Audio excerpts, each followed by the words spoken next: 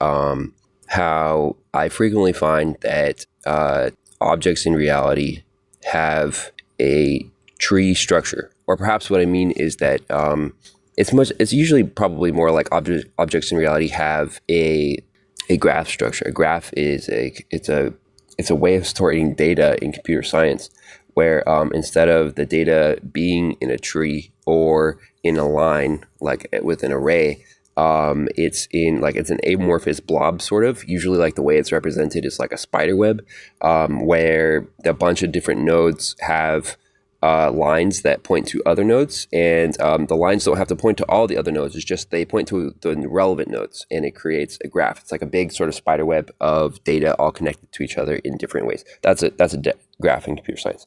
And so objects in computer science, objects in reality often are graphs. It's just like it's a bunch of stuff that all have connections to other stuff, and not in any particular order.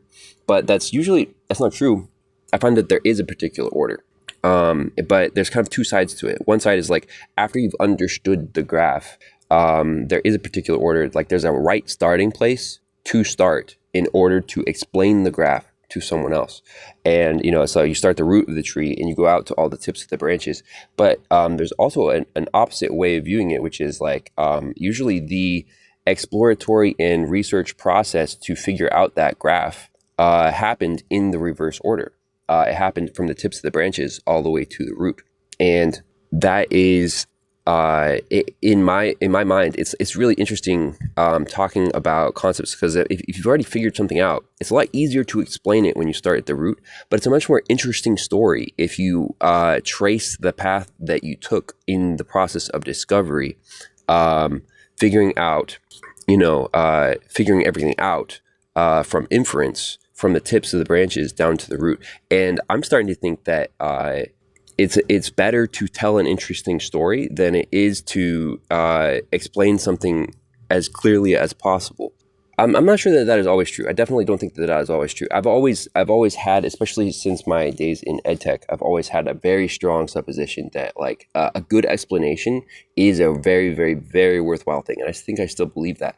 But I think the burden of making your explanation good is one that people often do not appreciate.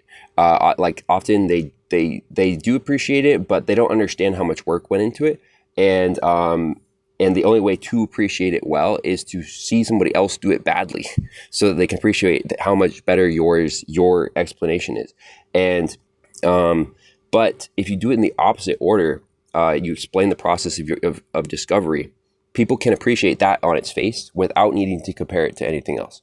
And so I think like it's probably better to tell the story of discovery rather than explain the discovery in a really clear and concise way. Or at least I think like the situations where that is true are probably more than the situations where it is better to explain something in a really clear and concise way. I think both are very important, but that's something I want to talk about.